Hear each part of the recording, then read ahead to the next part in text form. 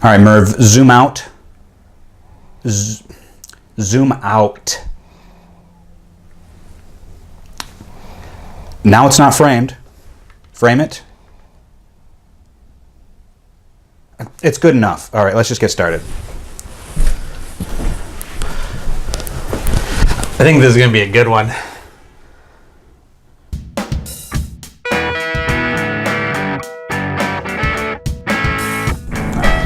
Welcome to Story Tailors, where we discuss matters of story. Because it's the story that matters. I'm Jason. And I'm Merv. And today we're discussing Game of Thrones Season 6. So, George R. R. Martin's book series, A Song of Ice and Fire, is one of my favorite book series of all time. And the television show, Game of Thrones, is my favorite of all time. Yeah, I'm more of a casual viewer, but I really love this show.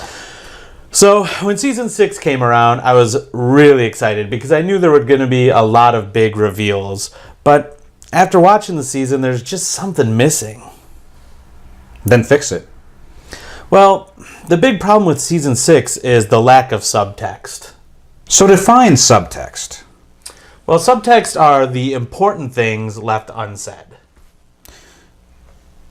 That's a bit vague. Could you elaborate on that? Well, important things like certain motivations characters have behind their actions, and also the hidden messages when they talk to each other in their dialogue, the stuff that they're not saying out loud. Okay. Do you have an example of this from Game of Thrones? Yeah, there's a good example in Season 1 of Game of Thrones when Eddard Stark is talking to Robert Baratheon.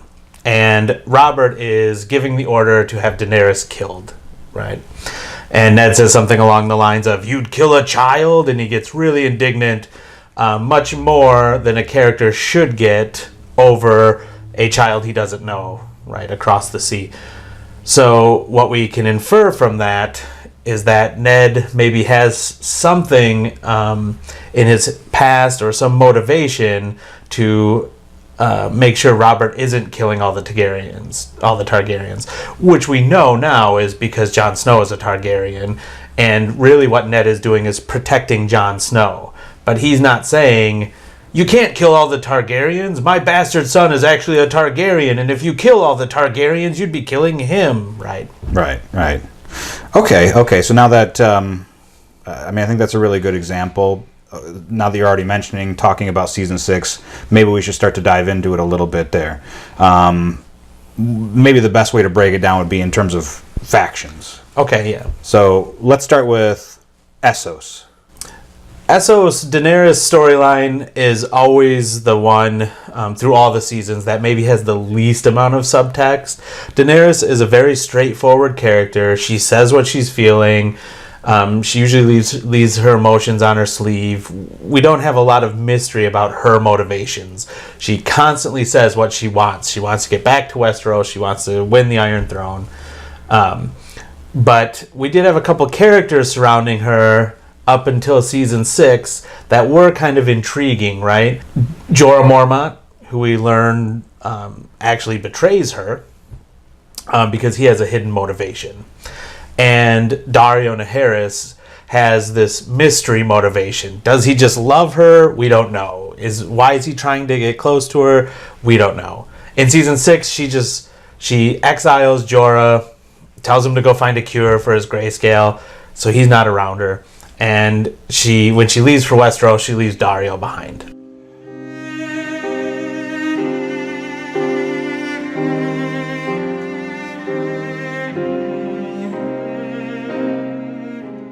So what we're left with is almost no intrigue. There's no political intrigue, which is what the show was built on.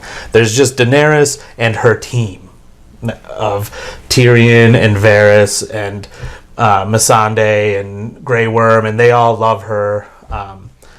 Asha and Theon Greyjoy join her for reasons we don't know, but they all team up together and head across the lake, and it's no real mystery there. Unfortunately, I would agree 100% with that.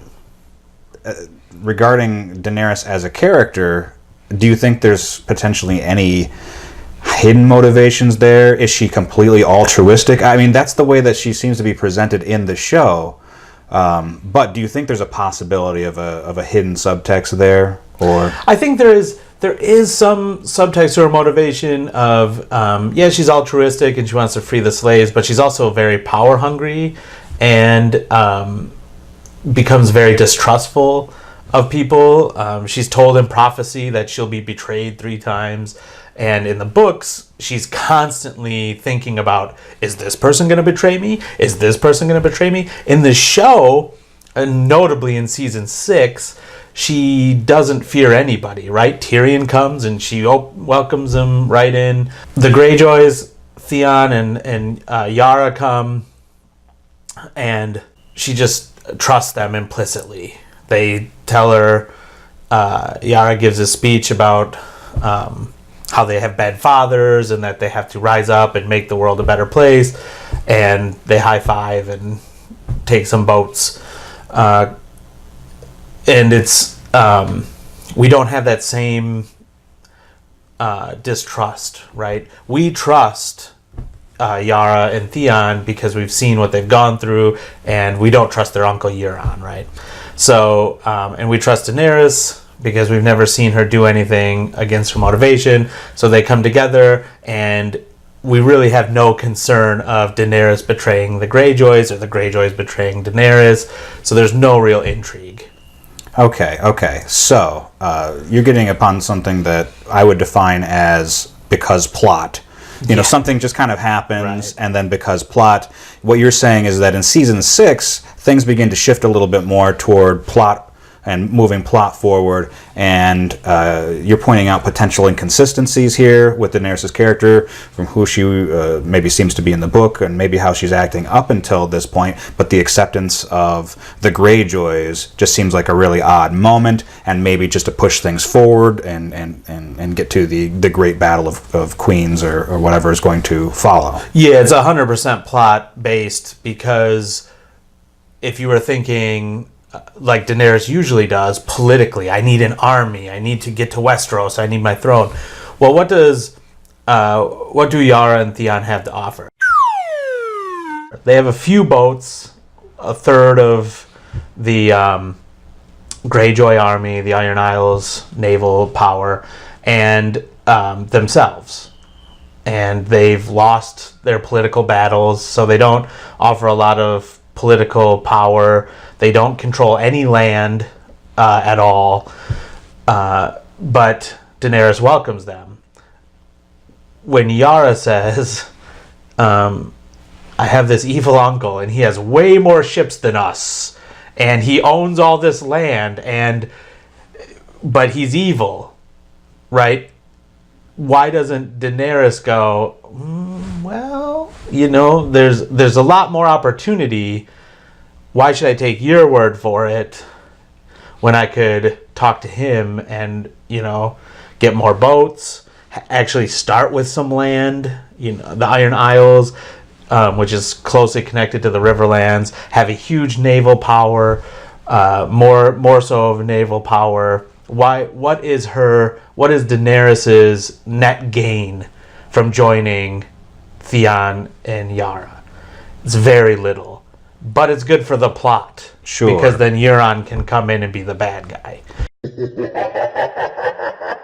Right. And, even though we might be picking at the idea of the subtext here, it was still an entertaining season, don't get me wrong.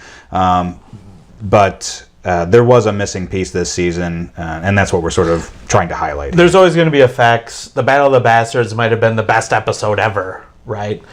Maybe Hardhome, but there's great cinematography, huge fun battles, dragons.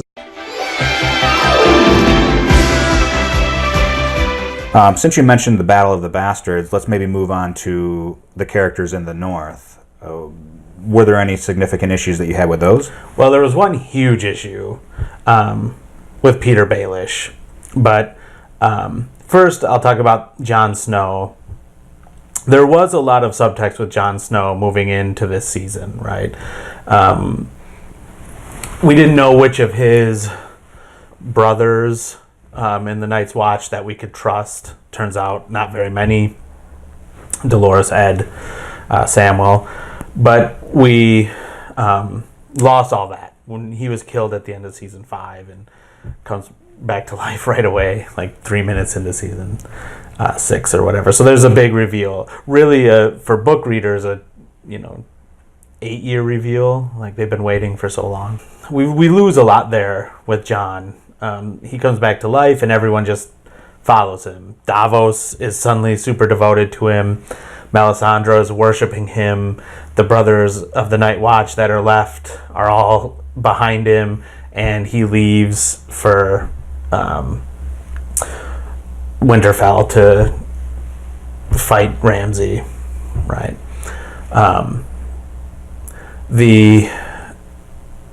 There's a lot in the book. They call it. There's a lot of theories, and it's called the North Remembers plot. That there's maybe this huge subtext, and we all wondered about this in the show too. Did the Umbers, because remember the Umbers brought Rickon Stark to the Boltons, to Ramsay, and there's a lot of, are the Umbers really gonna hand over Rickon? Was that really Shaggy Dog's head? It looked really small, We look for all these things, these little things, like what's really happening? What's the real motivations? And it turns out, yes, that was Shaggy Dog. Yes, they're handing over Rickon, and Rickon is just killed. So none of that really comes to pass. It's just Ramsay's a bad guy. The Karstarks and the Umbers join Ramsay. Jon is the good guy, and the wildlings, the free folk, join him, and the Night's Watch joins him, and they fight, and you have the Battle of the Bastards, and there's no real subtext because we know Sansa has the Knights of the Vale coming, and for some reason she doesn't tell Jon. That was like a plot point I didn't really understand. Sansa could easily say that's like bad subtext, like Sansa's holding stuff back because plot, right? Because it's really exciting when the other army comes rushing in and saves the day. So we need that exciting moment, and so Sansa holds it back for no reason because plot.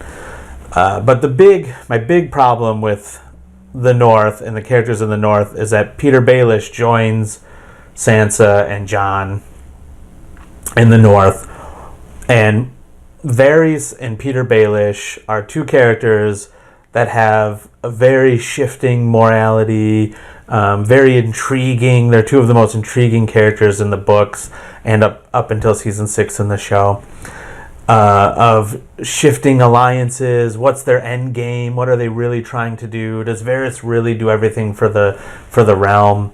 Is Littlefinger, he says chaos is a ladder. So is he just sowing discontent everywhere? And Littlefinger says at one point something along the lines of, when he's trying to teach Sansa how to control people, how to play the game, right? Never let people know what you really want. Never let people know what your true motivations are. The way to control people is knowing what they want, right? And then he turns around and tells Sansa, I see me on the Iron Throne and you by my side, with his weird little accent.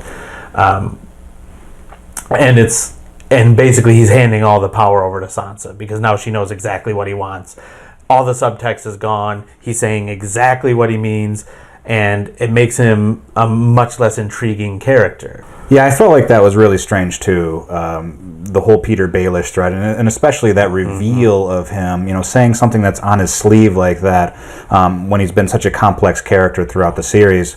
I would normally have believed that there's probably some other subtext going on there, but the way season 6 sets it up, everything being on its sleeve like that, up to that point, I don't feel like it's a red herring or misdirection. Right. I really start to believe that that's the way he feels. Yes, I agree, 100%. If he had said that in season 3, I would say he's setting Sansa up.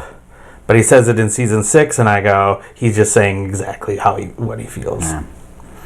Okay, well, let's finish it off maybe by talking about King's Landing a little bit. Yeah, sure. All right.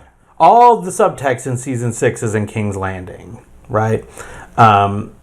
The High Sparrow gives us a bunch of this. We don't know what his end game is. Is he really just a beloved figure that fights for the everyman, or is he up to something? Is he trying to gain power?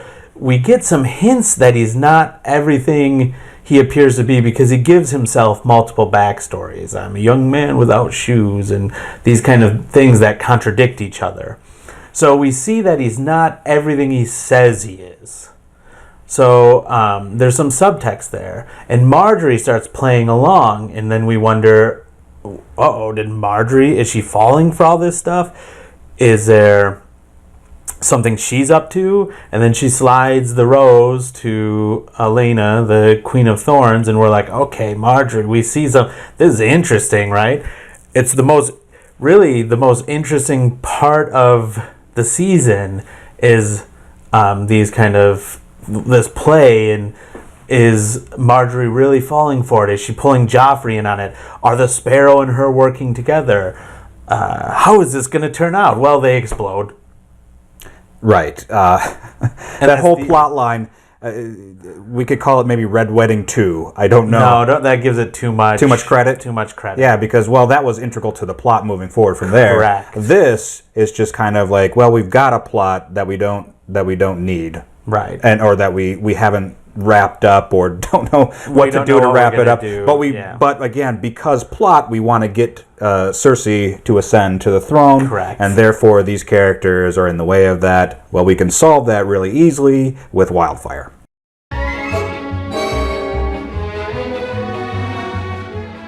Yep, that answered everything, wildfire, right?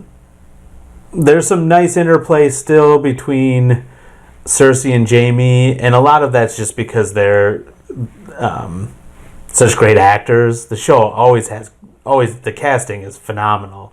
One of the best aspects of the show. So there is still some intrigue there, but we see it, and Cersei sits in her throne at the end, and she's proud, and we see Jaime look at her, and so we see that there's some discord. That's not really subtext. It's just we can see Cersei has become everything Jaime basically turned his life in for, right? He turned all his honor over to save people from wildfire by killing the king, and now Cersei has become the ruler who kills people by wildfire, right? So that's really interesting. But again, a lot of the stuff we love about Season 6, the Jon Snow reveal, this interplay between Jaime and Cersei,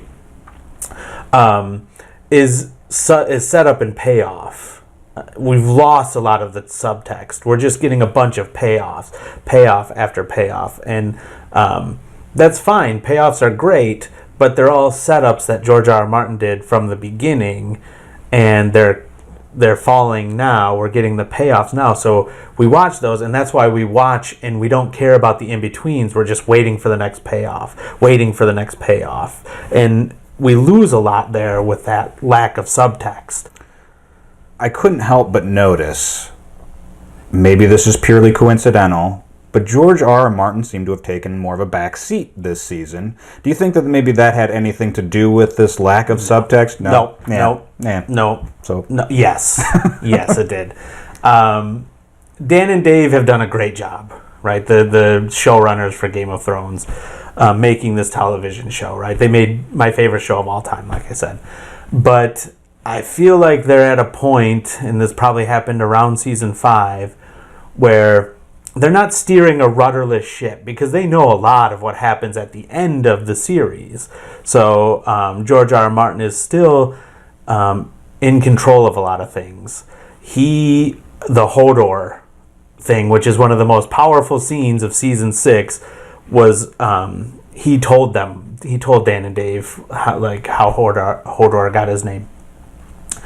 But I feel like they have grown tired of Game of Thrones, or they're ready to move on from Game of Thrones, so they're pushing this stuff very quickly, right?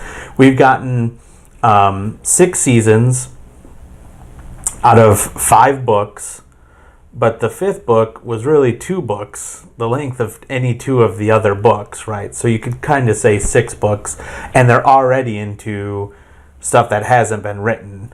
And the next book, The Winds of Winter, hopefully comes out at some point, is going to be another giant book. George R. R. Martin has already said.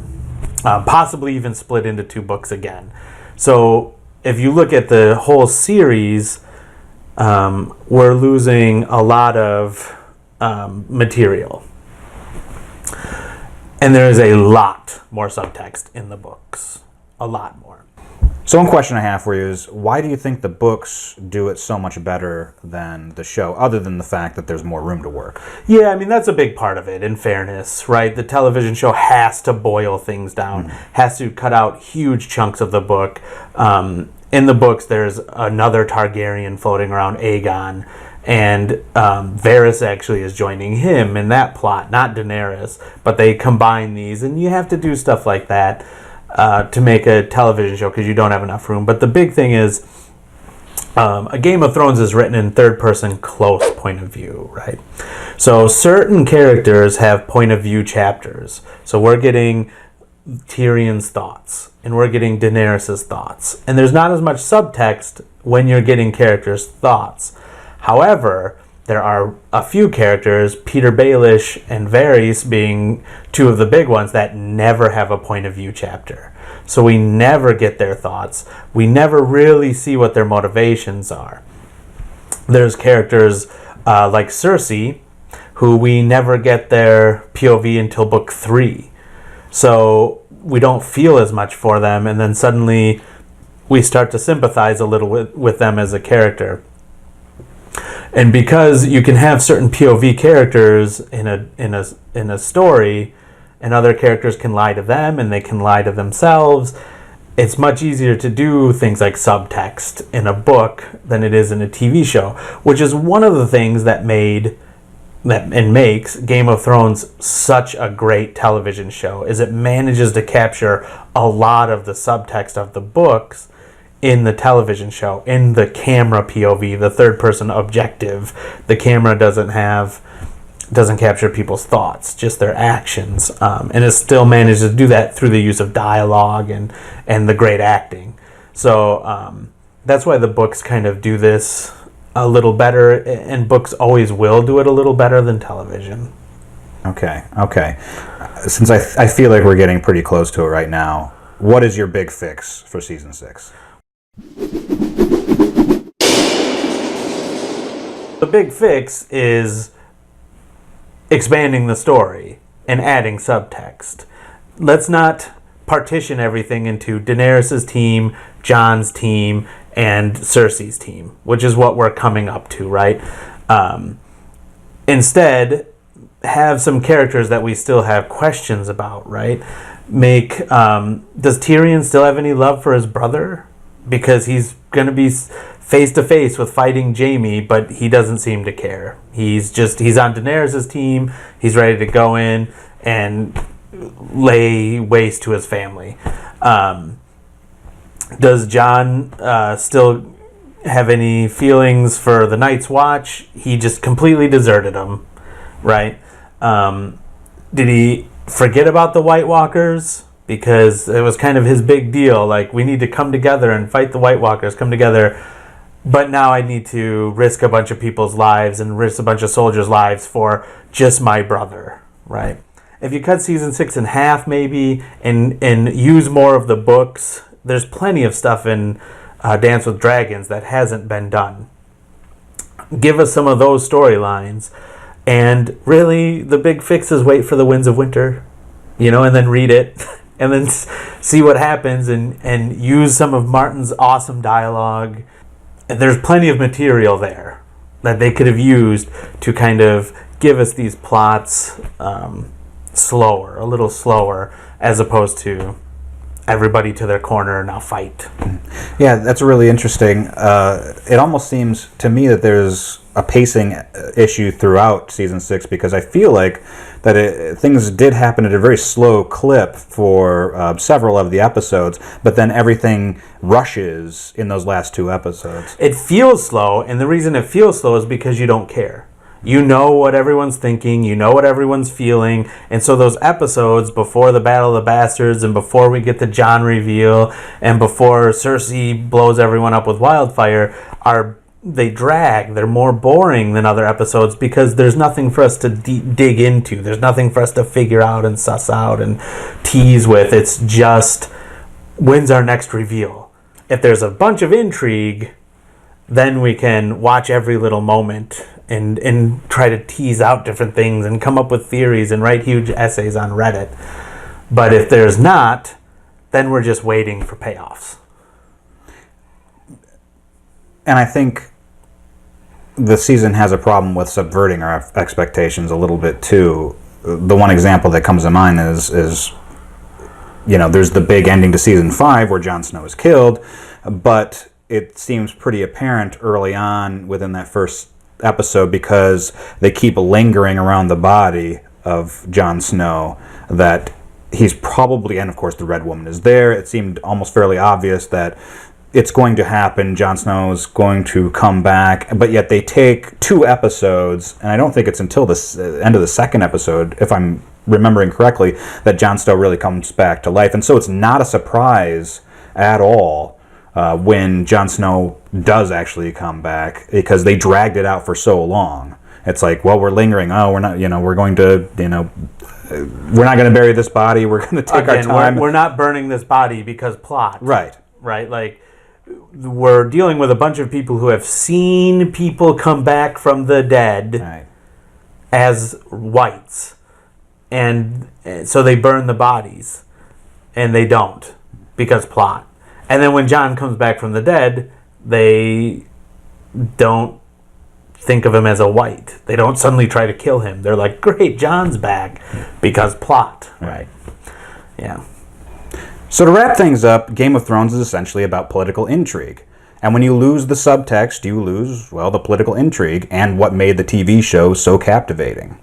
Now, the show is still very good. It's got exciting effects, it's got wonderful acting, it's got great reveals.